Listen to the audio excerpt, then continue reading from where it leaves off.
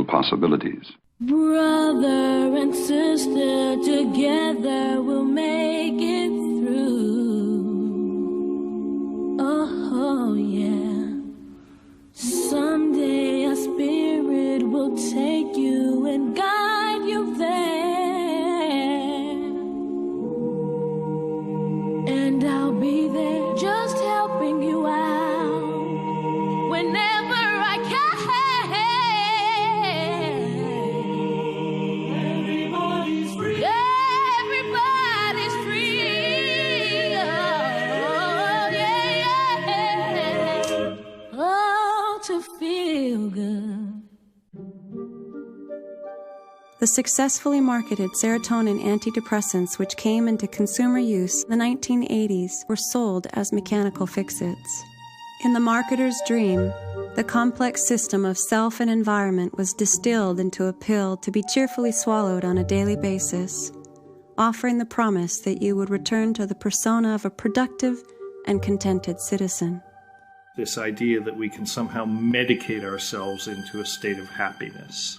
This encourages drug dependence, and it encourages people to not really examine the foundations of the problem that make them feel bad in the first place, because you can simply mask the symptoms. It's not like any individual is wrong to do that. It's the picture that's wrong. The individuals are suffering, clearly. We have to have compassion for people looking for solutions to their personal problems in whatever way they can. But it doesn't seem that medicines that dampen your desires and dampen your identity and dampen your caring about this world are good medicines for the individual or for the planet. Overburdened by their HMO schedules, doctors no longer have the time to work through serious issues with their patients. Their only recourse is to issue a quick prescription. That's one of the problems why it's difficult for drugs like LSD or the other psychedelics to be integrated into the medical model. It's an experience. A therapist has to actually sit down with the person and talk with them. Depression and other types of mental illnesses are understood to be chemical imbalances in the brain. It's very rare that when an SSRI is prescribed, that actually measurements are taken to establish that there are chemical imbalances. I don't think that chemistry explains depression. So the idea that depression can be related simply to some biochemical changes I think it's a very inadequate theory. Beneath depression are basically traumatic experiences. From our perspective, that's a symptom that we have seen most frequently changed very profoundly. We have seen people coming out of deep depression lasting several years, sometimes after one session. The companies are not interested to hear about a treatment that may need just to be given once or twice that could make a huge difference to people. As far as the dominating culture, the pharmaceutical, industrial, government complex, it's not that they don't want you to be on drugs. They want you to be on drugs. They just want you to be on corporate drugs. But what about the pharmaceutical companies? Couldn't they make a lot of money by turning all these substances into pharmaceutical products? All of these drugs are off patent.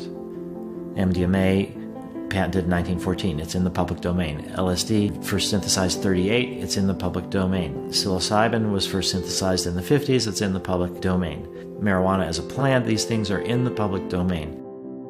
The corporate government approach is, if we can't patent it, let's prohibit it. All you do by banning these things preemptively is you create a black market, you create an opportunity for somebody to get very rich by dealing in what is now a prohibited substance, and you motivate intrepid psychonauts to experiment even more.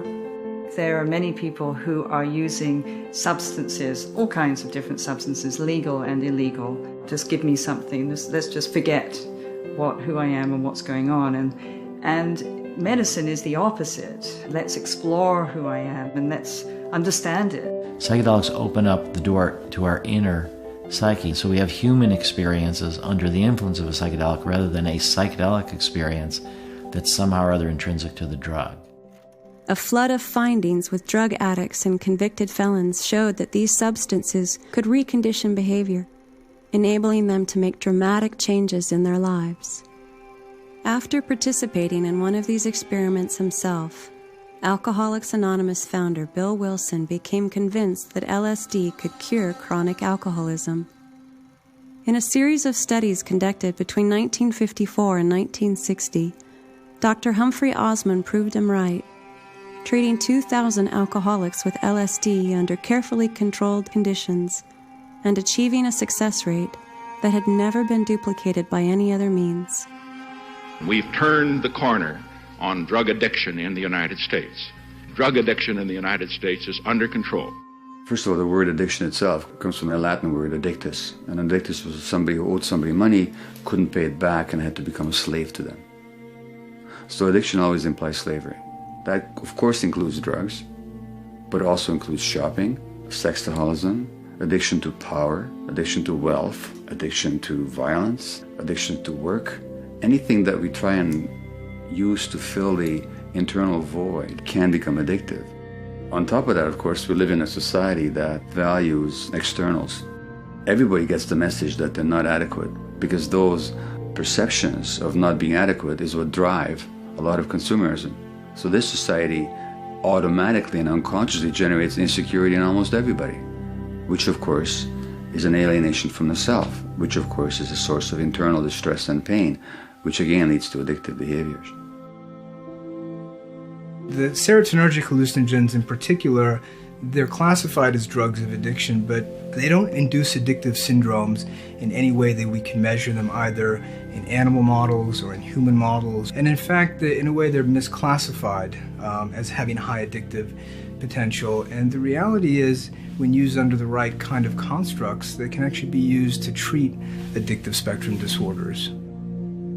These drugs are illegal, and one remembers Professor David Nutt. I mean, it got so many headlines at the time. He was sacked by the former Home Secretary for his advice, saying that ecstasy and LSD were less harmful than alcohol. Should perhaps people view this in the context that there is someone perhaps who just generally wants less regulation of some of these drugs?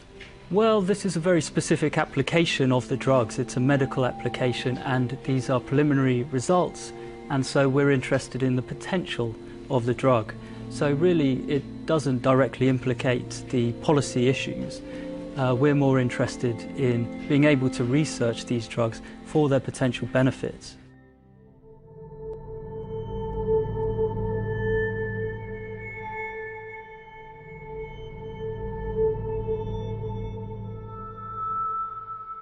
No theory of neuroscience, no theory of the brain and how the brain is related to consciousness will ever be complete if it doesn't take these phenomena into account.